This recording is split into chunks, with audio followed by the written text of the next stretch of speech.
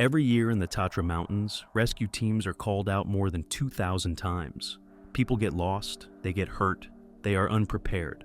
But one rescue call stands out from all the rest. It involves a 9-month-old baby brought to the top of Poland's highest mountain, a peak nearly 2,500 meters high, covered in ice and snow. When the baby's parents got trapped, a hero offered them the only safe way out, but they refused. Their reason? They didn't want to pay for it. What makes a parent choose money over their own child's life? It's a question that seems to come up more and more. Parents, wanting to give their children a life of adventure, sometimes push things too far. They walk a thin line between building character and putting their kids in real danger. Have you ever wondered where that line is?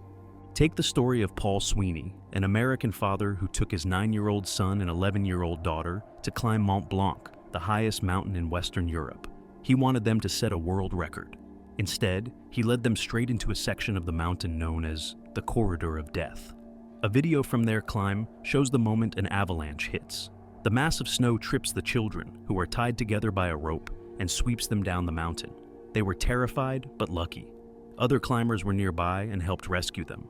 When the local mayor in France, Jean-Marc Pédex, found out, he was furious. He called the father's attempt the world record for stupidity and tried to file a criminal complaint against him for endangering the lives of others. He said that climbing Mont Blanc is for serious mountaineers, not a playground for setting records. The mayor's legal action didn't go far because the family was already back in the United States, but his message was clear. This wasn't an adventure, it was reckless. Sometimes, the danger comes from places you'd least expect. Doctors have warned parents for years about a common playground injury. It happens when a parent puts their toddler on their lap to go down a slide together, thinking they're keeping them safe. But if the child's shoe gets caught on the side of the slide, the parent's weight and speed can snap the toddler's leg. One study found that thousands of young children were injured this way over a decade. It's a simple mistake, born from a desire to protect, but it shows how easily a parent's good intentions can lead to harm. This pattern of misjudgment happens in the wilderness all the time. Rescue teams are constantly called to help unprepared families. In March, a mother took her 2 young sons, ages 7 and 11, to climb Mount Rysy in New York during the winter. They left the summit far too late in the day, around 4 p.m., just as a whiteout blizzard hit. They lost the trail and had to spend a freezing night on the mountain. A massive rescue operation involving 26 forest rangers was launched to save them. They survived, but with cold-related injuries. People asked why a mother would continue up a mountain with her children in such bad weather. These stories, from the deadly slopes of Mont Blanc to a simple playground slide, all point to the same difficult truth. There is a fine line between a memorable family adventure and a terrible act of negligence. And on a cold October day in Poland, one family was about to cross that line, taking their baby to a place where even experienced climbers fear to go. The place they chose was Mount Rysy. It stands on the border of Poland and Slovakia, a jagged peak in the beautiful high Tatra Mountains. At 2,499 meters, or about 8,200 feet, it is the highest and most famous mountain in all of Poland. It's a place that has 2 very different faces. In the summer, Rysy is a magnet for hikers and thrill seekers. The views from the top are breathtaking, showing the sharp peaks of the Tatras stretching out in every direction. The trail is difficult and rocky, but it's not a technical climb. To help people get up the steepest parts, there are steel chains bolted into the rock face that you can hold onto for grip. For people with good hiking shoes and a head for heights, reaching the summit is a tough but achievable goal.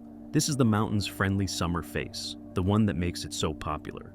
But when autumn ends and winter begins, the mountain changes completely. Its friendly face disappears, replaced by something cold and dangerous. The trails that were once just rocky paths become covered in a thick layer of hard snow and slick ice. The climb is no longer a hike, it becomes a serious mountaineering challenge. The average slope of the trail is a steep 30 degrees, which is like climbing a very steep staircase. But in the final channel leading to the top, called a couloir, the slope gets even steeper, reaching a dangerous 44 degrees. A slip here would be almost impossible to stop. To climb Rysy safely in these conditions, you need special equipment. You need a helmet to protect your head from falling ice or rocks. You need a sharp ice axe to help you balance, and to stop yourself if you fall. And most importantly, you need proper crampons. These are not the little chain spikes you might put on your shoes for an icy sidewalk. These are sharp metal frames with long spikes that strap to the bottom of your boots, allowing you to dig into the hard ice and get a solid grip. Without this gear and the experience to use it, trying to climb Rysy in the winter is like trying to drive on a frozen lake with bald tires. The mountain demands respect, and in the winter, it shows no mercy to those who don't come prepared. And that's what happened on a cold day around October 20th, 2025, when a Lithuanian couple began their journey up Mount Rysy. The weather was already turning, and the higher trails were covered in a dangerous mix of hard snow and ice. Strapped to one of them was their 9-month-old baby. On the trail, they met a man named Szymon Stok. Stok was a professional Polish mountain guide, leading his own group up the mountain that day. He noticed the family immediately, and what he saw sent a chill down his spine. They were carrying a baby, and they were completely unprepared for the conditions. They had no ice axes, a tool essential for balance and safety on icy slopes. They had crampons, but Stok could see they were the wrong size, making them unreliable and dangerous. Stok's first thought was that they were surely just going for a short walk, maybe to one of the beautiful mountain lakes lower down. But when he heard they planned to go all the way to the top of Rysy, he couldn't believe it. He approached them and gave them the first of many warnings they would receive that day. He tried to talk them out of it, telling them it was too dangerous and that they should turn back. They ignored him and kept climbing. But Szymon Stok wasn't the only one who tried to stop them. As they made their way up, the family was warned again and again. They were warned by another guide on the trail. They were warned by a Slovak mountain rescuer who saw the danger they were putting themselves and their child in. When they passed the Tatra Mountains, a small mountain hut that offers shelter to climbers, the staff there warned them too. Think about that for a moment. Not one, not two, but at least 4 different sets of people, experts who know the mountain like the back of their hand, told this couple to turn around. They were told that the path ahead was treacherous and that they were not equipped to handle it, especially with a baby. Each warning was a chance to make a safe choice, a moment to turn back and try again another day. But they didn't. They listened to the warnings, and then they chose to defy them. They pushed onward and upward, past the mountain lakes, past the shelter, and into the most dangerous part of the climb. With every step, they took their baby higher into the freezing, unforgiving world of the winter peaks. You have to ask yourself, what were they thinking? What goal could possibly be so important that it was worth ignoring the advice of every expert they met, risking not just their own lives, but the life of their infant child? It was a slow-motion disaster, a tragedy unfolding one defiant step at a time. Somehow, against all odds, they made it. The Lithuanian couple, with their 9-month-old baby, reached the summit of Mount Rysy. For a brief moment, they must have felt a sense of victory. They had ignored the warnings, pushed through the dangerous conditions, and stood on the roof of Poland. They had done what everyone told them was impossible and irresponsible. But their victory was short-lived, because at the summit, a terrifying reality hit them. The climb up had been hard, but the climb down would be a nightmare. Looking down the steep, icy slopes they had just struggled up, they realized they were trapped. Going down is often much harder and more dangerous than going up. The ice that they had carefully picked their way over on the ascent now looked like a sheer, slippery slide into nothingness. Their brief moment of triumph turned into pure fear. They were stuck. It was then that they saw Szymon Stok, the guide who had warned them hours earlier. The father, no longer defiant, walked over to Stok, his voice now filled with desperation. He asked the guide for help. He asked if he could borrow Stok's crampons, and if Stok could help them get down the mountain. Stok had to make a difficult choice. He knew he couldn't lend them his equipment. That would put his own life at risk. More importantly, he explained that he could not tie them all together with a rope to lead them down. As an experienced guide, he knew a terrible truth about mountain rescues. Roping unprepared people together is incredibly dangerous. If one person slipped, and with their improper gear, a slip was almost certain, their weight would pull everyone else on the rope down with them. It would turn a rescue attempt into a catastrophe for everyone. Stok told them there was only one truly safe option. They had to call for help. He offered to alert the Slovak Mountain Rescue Service, who could send a team of professionals, possibly with a helicopter, to get them and their baby off the mountain safely. It was the logical, responsible thing to do. It was the only way to guarantee their child's safety. And that's when the parents said something so shocking it would soon be heard around the world. They refused to call for a rescue. They told Stok no. Their reason had nothing to do with pride or a belief that they could make it on their own. Their reason was money. They didn't have any travel insurance, and they were afraid of how much a professional rescue operation would cost. A Facebook page that first reported the story, Tatra Maniac, put it in the most chilling way possible. They preferred to risk their child's life rather than pay for rescue. The summit hadn't created their problem. It had only revealed it. The bad decisions they made at the bottom of the mountain, to climb without the right gear, to ignore all the warnings, had led them to this single awful choice at the top. The real trap wasn't the ice and the snow. The trap was a mindset that valued money more than a child's life. The situation at the top of Mount Rysy was now a stalemate, a standoff between recklessness and responsibility. The parents could not get down safely, but they refused to call for the help that could save them. And in the middle of it all was a 9-month-old baby, cold and helpless, its life hanging in the balance. Simon Stock was faced with an impossible choice. He could not force the parents to call for rescue. He could not safely lead them down the mountain, but he also could not walk away and leave that child in such obvious peril. He looked at the parents, he looked at the baby, and he knew what he had to do. He made a decision that went far beyond the normal duties of a mountain guide.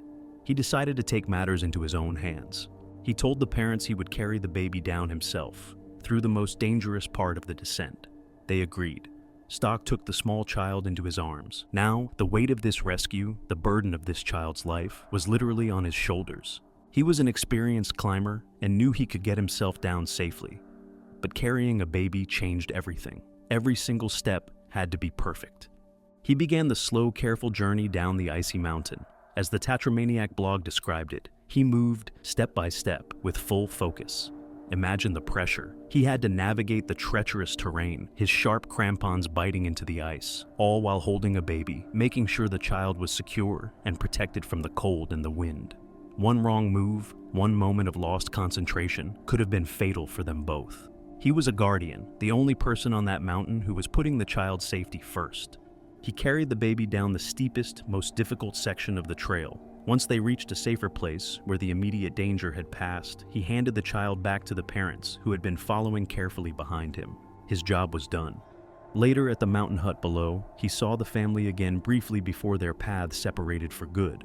In a later interview, Stock said he decided to share the story and a photo he took to warn others, to stop anyone else from ever attempting something so dangerous. He didn't seek praise or attention. He was just a man who saw a child in danger and did what was necessary to save them. As the person who first shared the story wrote, Simon Stock, with a high degree of probability, saved that child's life. He took on a hero's burden and carried an innocent child back to safety. The family, thanks to Simon Stock, made it down the rest of the mountain without any serious injuries. They were physically safe, but their story was far from over. In the age of the internet, their actions would not go unnoticed. Footage and accounts of what happened on Mount Rysy quickly spread online. The story went viral, appearing on news sites and social media platforms all over the world. And with the attention came a massive wave of public anger and disbelief. People were horrified by the parents' decisions. The comments were filled with outrage. One person wrote, "It's unbelievable how they threatened the life of a babe. I hope the police will deal with it." Another said, "Bringing a 9-month-old up a dangerous mountain without gear is beyond reckless." Many called for the parents to be reported to the authorities for child endangerment. The founder of the Tatra Maniac page, who is a father himself, said it was the most shocking situation I have ever reported, adding that it left him speechless. The world had delivered its verdict.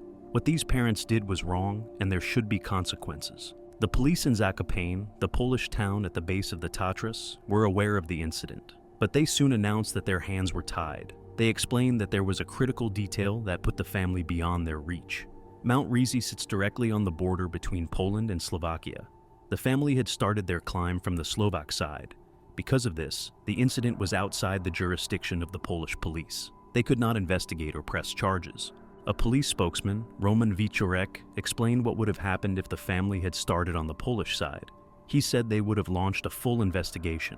They would have asked for the opinion of TOPR rescuers and other experts. If they believed a crime had been committed under Article 160 of the Polish Penal Code, which deals with exposing a person to the direct danger of losing their life, the parents could have faced up to 5 years in prison. This wasn't just a possibility. The police mentioned a similar case from earlier that year, where a father took his 9-year-old daughter into the mountains in very bad weather. He was charged under that same law. But for the Lithuanian couple, there would be no charges, at least not in Poland. A simple line on a map, an invisible border running across the top of a mountain, protected them from any legal consequences for their actions. It was a frustrating end to the story. The court of public opinion had found them guilty, but the law could not touch them. The world's verdict was clear, but the official verdict was silence. The rescue on Mount Rysy was a victory for one man's courage, but the story itself is a cold reminder that the most dangerous journey in the mountains is not always over ice and rock, but across the thin line that separates adventure from negligence.